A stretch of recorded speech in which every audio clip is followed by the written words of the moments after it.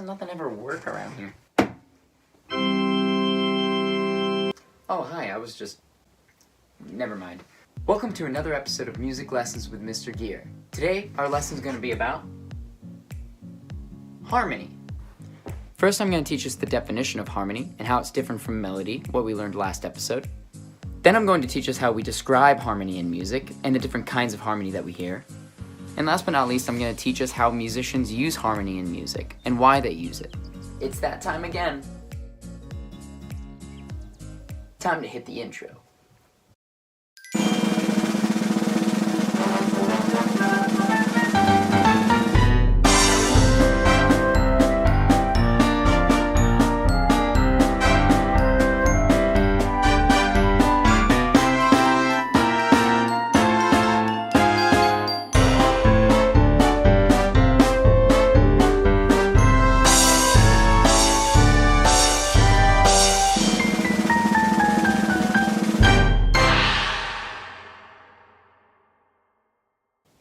I think it would do us well to start with a flashback of melody, what we learned last lesson. A melody is a series of single notes playing from one to the next. Now that we remember that melody is a single line of notes moving from one to the next, let's talk about harmony.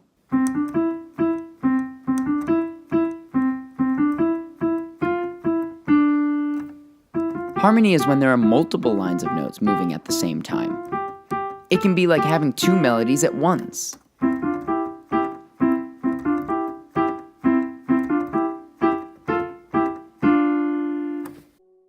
Think of an orchestra. There are many different instruments playing at the same time. The flute player could be playing one line that sounds like this.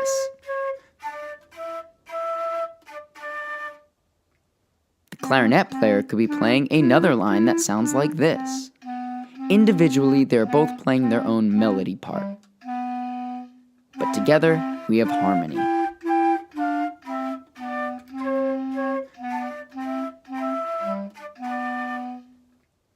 There used to be this famous music composer who used to love to write music that had multiple melodies all happening at the same time.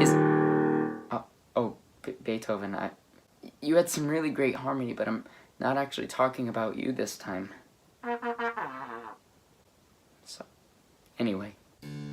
I'm talking about Johann Sebastian Bach, or as we call him in music, Bach. Bach would write pieces that had 4 melodies happening at once. Sometimes he would write these 4 melodies to be sung together.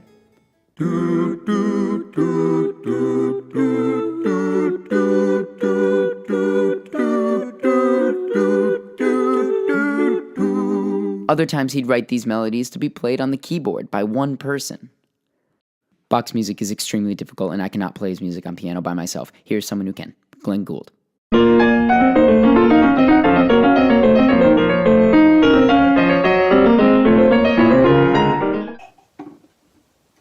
Now that we have a general idea of what harmony is and what it sounds like, let's talk about more of the specific words that we use when describing harmony in music. We know that if I play one note at a time, it's called a note. So lonely. One note by itself.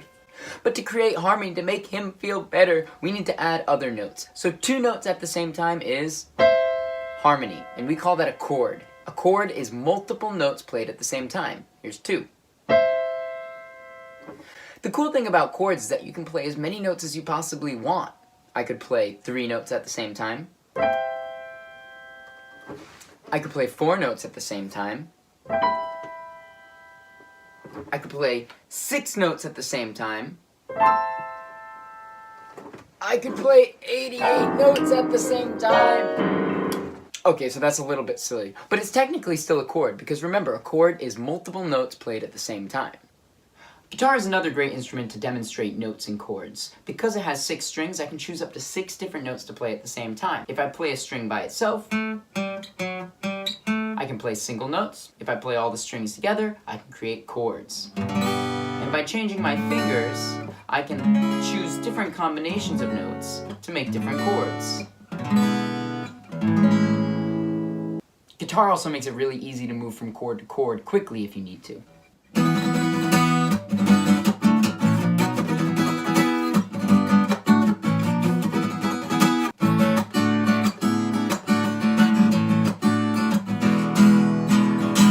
that brings us to our last segment of this video. Consonance and dissonance. Who and what? Consonance and dissonance. I'm sorry, what was that? Don't make me say it again, please. Some notes sound really nice together. This is called consonance or consonant harmony.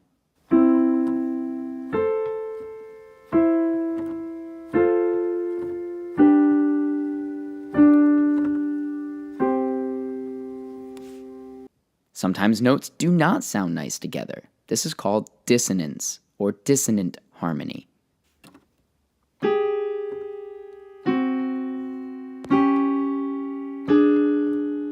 Don't be so certain that dissonance is bad just yet. Dissonance is just another tool in the musician's tool belt. Do you remember dominant and tonic? How dominant always wants to go to tonic? Well, dominant is essentially dissonance, and it wants to go to tonic, which is consonant. Okay, here's our tonic. It's using notes that all sound nice together. Consonant notes. And because they're consonant, they don't feel like moving anywhere. But if I go to my dominant notes, and I play them all at the same time, there's a few notes in here that don't sound good together if you listen. But when these notes go to tonic, it kind of sounds nice. Dissonant to consonant. Some music can sound completely dissonant. The music of Austrian composer Arnold Schoenberg is extremely dissonant and stays dissonant.